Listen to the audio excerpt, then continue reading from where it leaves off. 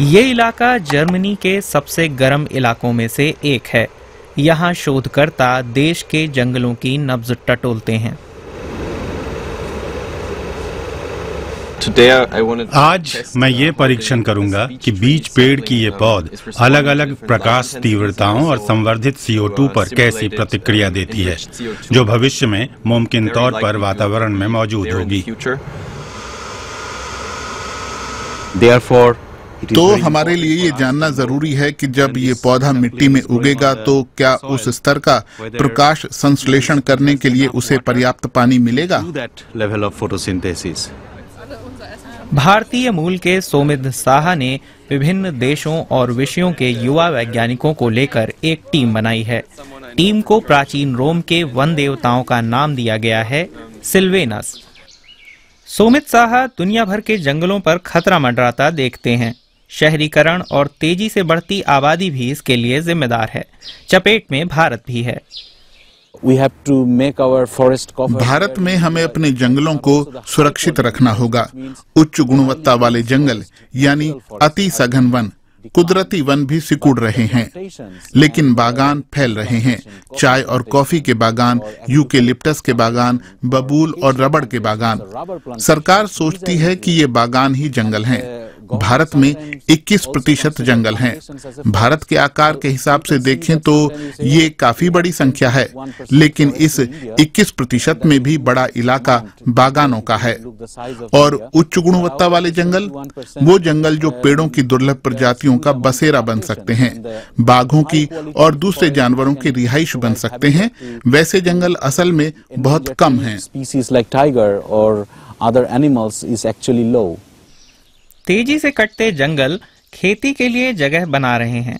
बड़े पैमाने पर गुम होते जंगलों का एक कारण इमारत में लगने वाली लकड़ी का उत्पादन है। जलवायु परिवर्तन तो है ही जिसने जंगलों पर गाज गिराई है। यहाँ जर्मनी में भी सरकार के एक अध्ययन के मुताबिक देश में अस्वस्थ पेड़ों का अनुपात 80% बढ़ गया है। उनमें कीड़े लग रहे हैं, जैसे बार्क बीटल। बार्क बीटल यूं तो हमारे इकोसिस्टम का हिस्सा हैं, वो हमेशा से मौजूद रहे हैं, लेकिन इन दिनों वो इतने सारे पेड़ों को इसलिए नष्ट कर रहे हैं क्योंकि पेड़ पहले से ही सूखे से कमजोर हैं। कोई पहले से कमजोर हुआ तो बीमारियां उसे चपेट में लेंगी ही, जैसा कि इंसानों में होता है, पेड़ों में भी वही होता है। जर्मनी का 1,20,00,000 हेक्टेयर क्षेत्र जंगलों से ढका है। इसका 2/3 हिस्सा लकड़ी के उद्योग में काम आता है। फर, चीड़ और बीज के पेड़ एकल पौध में उगाए जाते हैं। इन पेड़ों पर सूखे की मार ज्यादा पड़ती है। शोधकर्ता उन्हें खात्मे से बचाने की कोशिश में नए पौधे लगा रहे हैं। अभी तक आंशिक कामयाबी मिली है। जब पता चले कि पेड़ मर रहा है तो क्या उसे दोबारा रोपना चाहिए?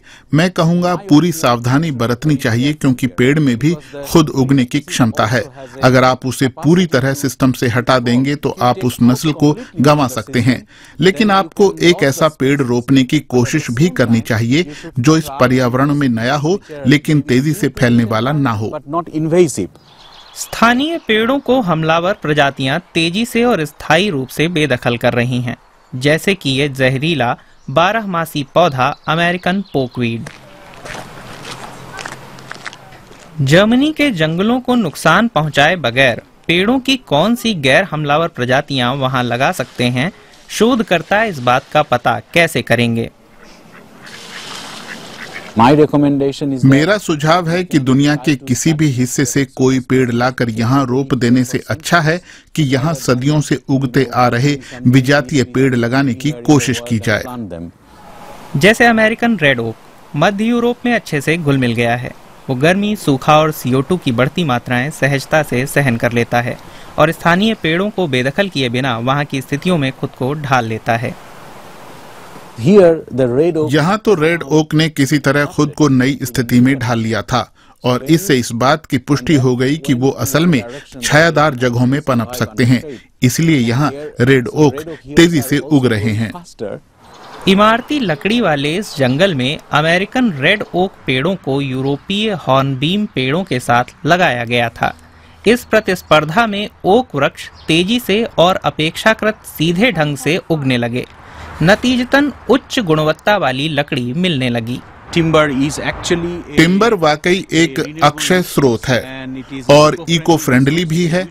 हमारा लक्ष्य ये होना चाहिए कि हमारे इलाके की लकड़ी की जरूरत उन्हीं पेड़ों से पूरी हो जाए जो हमारे यहाँ उगाए जाते हैं।